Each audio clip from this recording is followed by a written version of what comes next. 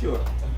Yeah, I'm Ken Alfred. I'm with the NAACP, the DC chapter. I represent the Mental Health, Behavioral Health Committee. I'm the chair of that committee, and also my full-time role, I'm a systems director of behavioral health for the University of Maryland Capital Region Health. I'm an RN executive, and I command medical and behavioral health services for the hospital.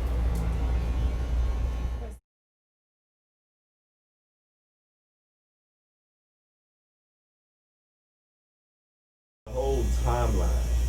First, what's the man named Dr. Fauci? Fauci. It was like, vaccine take at least like 2 years just to even be at least 2 years. Have been approved by the FDA. They've gone through the 4 phases of trial, meaning that they've been populations they studied them on.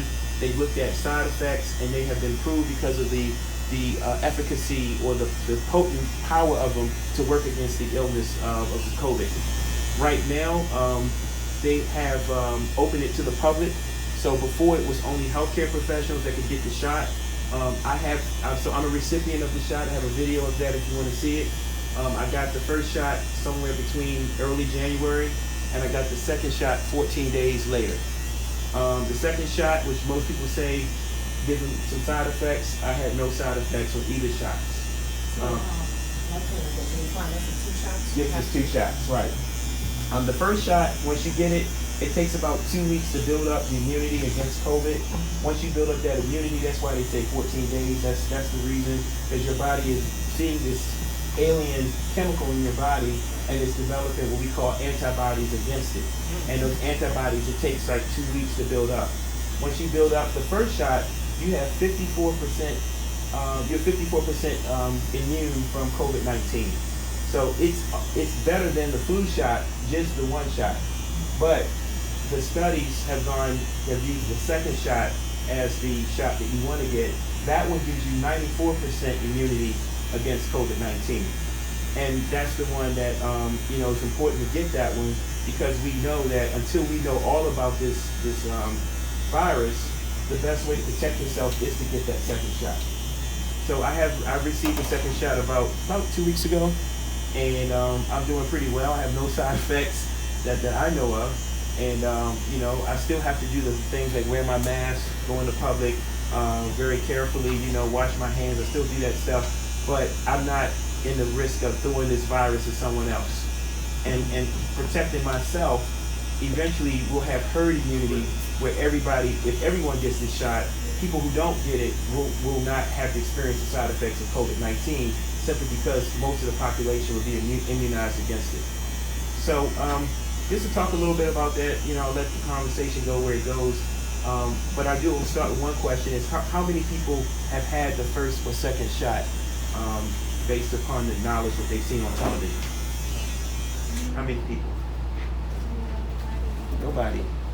Can you guys tell me why? I'm just curious, and I kind of know why, because my staff has told me some things, but why have you been hesitant to get the shot personally? The news report said the first stage is going up to healthcare workers and folks 75 and older. Okay, so right, because that's true. So they did break it down where the 75-year-old and older population would get it, people in nursing homes, healthcare workers, and then I think it would go to the general public at the end. So that is a point. Anybody else? I got a question, Ken. Like, my mother is 83, but she's diabetic. And I've been hearing mixed messages on underlying issues like that. So will she have to go to her doctor first before she goes to get the shot?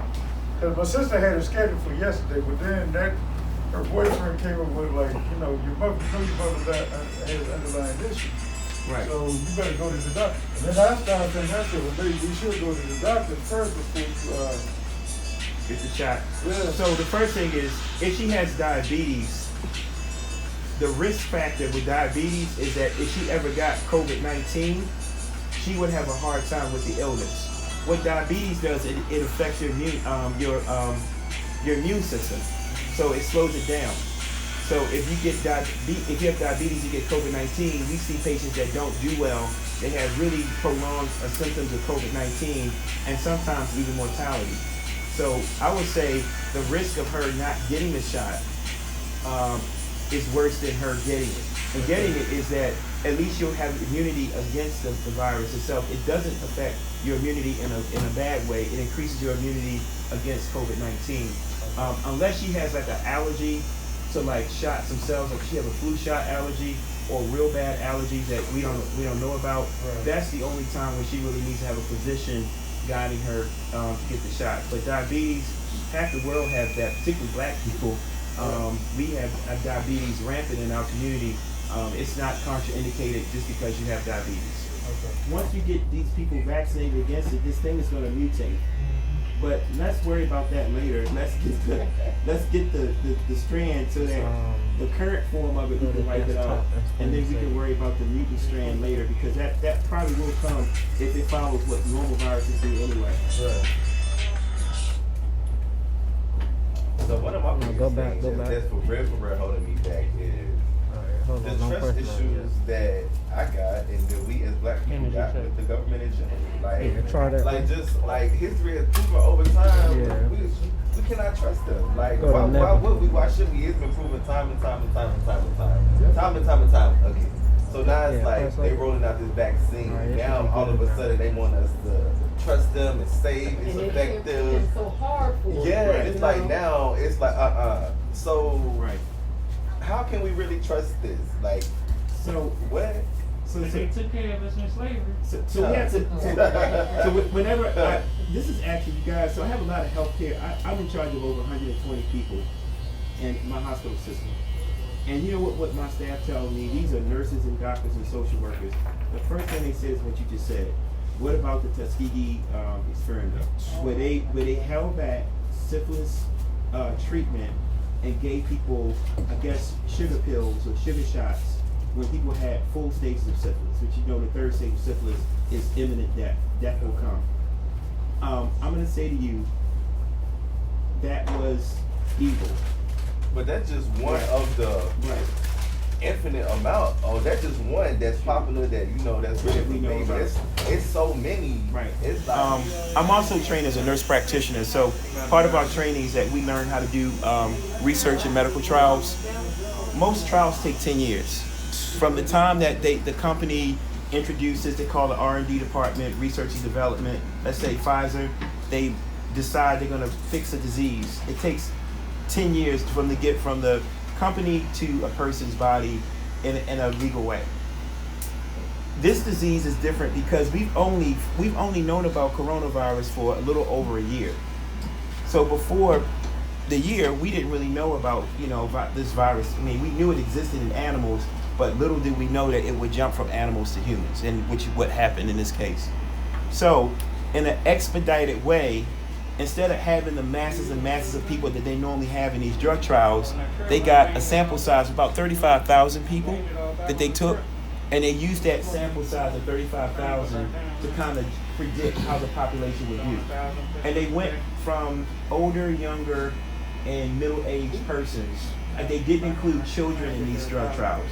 So children were not included, but the 35,000, everybody else was.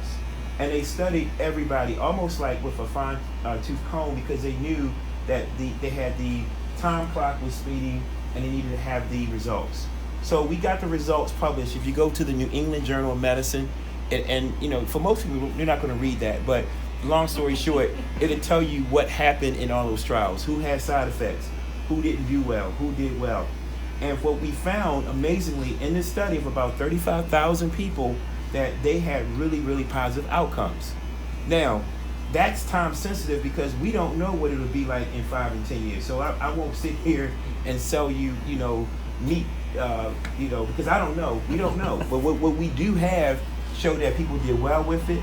They had immunity against COVID-19, and they looked at each person and put them back in their regular settings, and these people had the immunity that gave us our 94% effectiveness against it.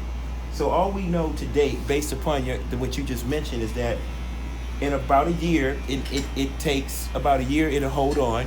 94% of the people who took the vaccine did not get sick with COVID-19, and that's based upon the 35,000 people that took it. Now, as more of us are taking it, we'll have more data to figure out how this thing will work.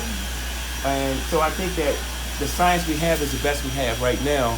As we get more into the years, we'll have more science to talk about how to work. Like, And this one, because it's population driven, and this one because so many people across the racial and economic timelines need it, I can say with some level of certainty that the information and science we're getting is coming from the CDC, the Centers of Disease Control in Atlanta.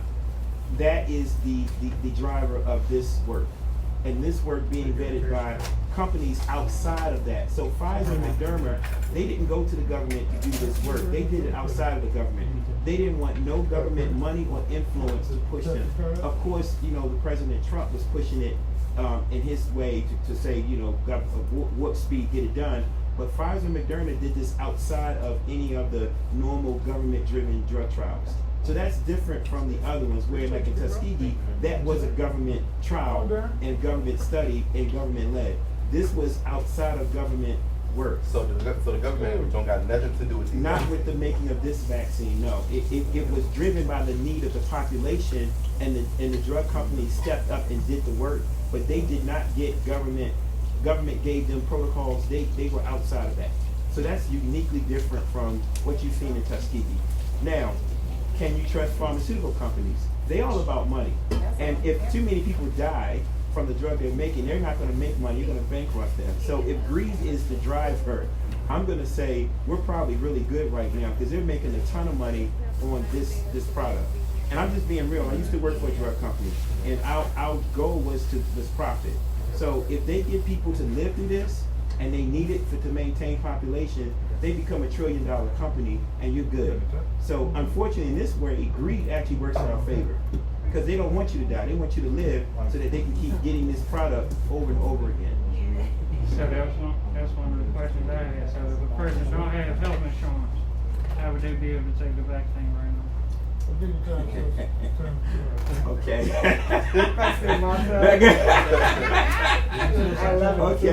Okay. Let me think here.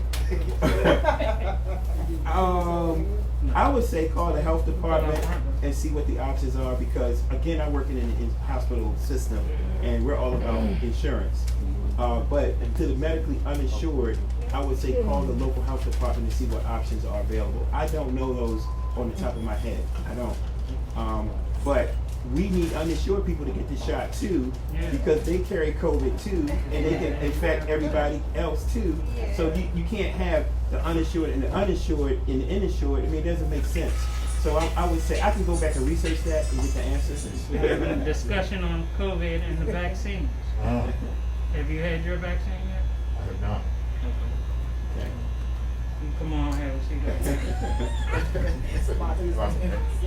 And I need you to repeat something, or recap something of what you said about the reason why you should take it right now versus not taking it. Sure. So the reason why you should take it is that the other hand, if you got two hands, the hand of not taking it is that you don't know how long your mask and your infection prevention measures will last. You're going to be in somebody's cloud that you don't even know about, and at some point, your luck is going to run out. You know, you're going to touch something that somebody has at COVID. You're going to bring home a grocery bag that somebody touched. Somebody's going to cough. It's going to be in the air and linger for 3 minutes, and you're going to walk into it. You don't know how long it'll be before your luck protects you. And when you get sick from it, you don't know what your body, how you respond to it. Will you be the one that don't have symptoms? Will you be a one that has symptoms and be okay for 10 days? Or will you be one that gets sick and go to the hospital? Or will you be one that gets sick and die from it? Those are the possibilities. And do you want to play with luck? Because basically it's all about luck and genetics. So if you feel that you can outplay it and run it, then I can't talk you down, talk against it, but I know the science is going to give me a stronger chance of surviving it if I'm exposed to it. So this variant form of it is just that the contagiousness of it has increased. So that's the word I'm going to use. So it makes you highly susceptible to get it. So before, the older version of coronavirus, you know, you had to be in somebody's viral cloud maybe 5 minutes. In this new form, you don't have to be in a viral cloud for 5 minutes. You might be in it for 1 minute or less, and you can become infected. So that's why it's more important now to really get this vaccine moving, because the infectiousness of this virus is actually increasing. It's mutating, and the more of us that get vaccinated against it, we can kind of stop the spread from population to population. So if you come to me, let's say, Ken, I want to get a vaccine. A hospital, we have what we call a lot number. So on each of these vaccines, they have a lot number and a manufacturer number. That goes directly back to the manufacturer. They do what they call controls on all the lot numbers. So of the batches they send out, they take a batch and actually use it to make sure that it's a good batch. Now, granted, I haven't heard that, but if that happened,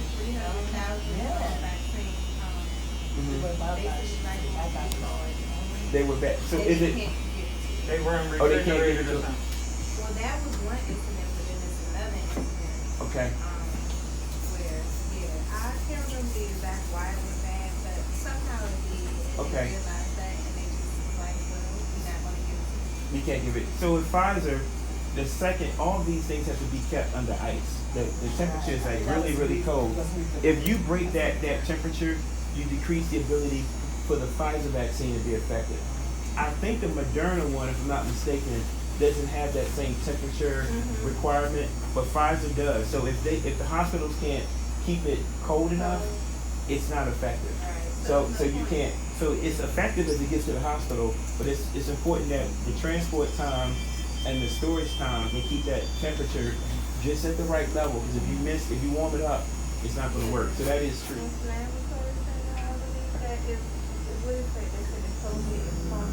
Yes. So what happened is that what we know about COVID-19 is that it's a virus, right? So the virus, the body attacks it. The problem is that this virus is so powerful that the body attacks the virus and attacks everything else. So it attacks lung tissue, it attacks cells, it attacks blood cells. So in your body, in your lungs, is this whole, we call it an inflammatory storm. Like everything is under attack. The lung tissue is under attack, the blood cells are under attack. The body, he can't recognize itself from the foreign agent. Well, my name is Martell, and I'd like to thank the NAACP and Kent Austin for bringing awareness to the community. Dip your finger in the bag to get your buzz back. You know, at first I thought we were just to get back to these questions until you threw that last one. He threw me off. I was like, that just shot me. Question. I heard that the vaccine will mess with your sex drive. It will kind of increase your sex drive, kind of like Viagra.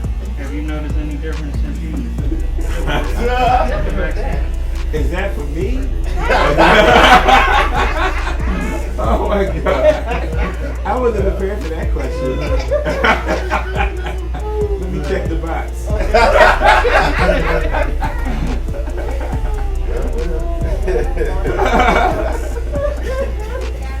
Well, there is an answer out there. But I haven't heard of any reports of anybody else having increases or decreases in libido.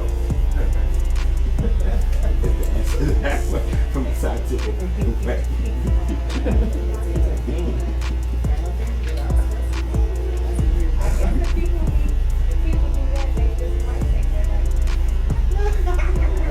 They gonna run out fast. But you know, men do sometimes think more about their penises than their heart health. So That's true. I think that What? They do what, man? Come on around. So if you get any increases in libido, you know, you're probably going to have a lot more compliance. Double up in line. I'm going back in line. Man, didn't you just come in? Right now, I'm on the way. So, Changing the sky. yeah. So I'll keep you guys educated on the results. So, but before you get it, is it? I think we already When you did was it. asking where the love at, dip your finger in the bag to get your buzz back.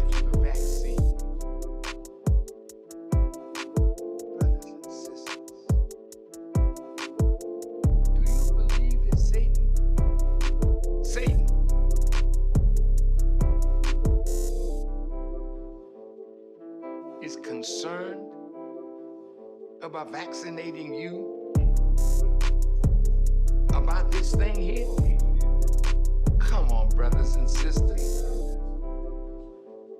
You trust him. After all that he's done to destroy us, you trust him.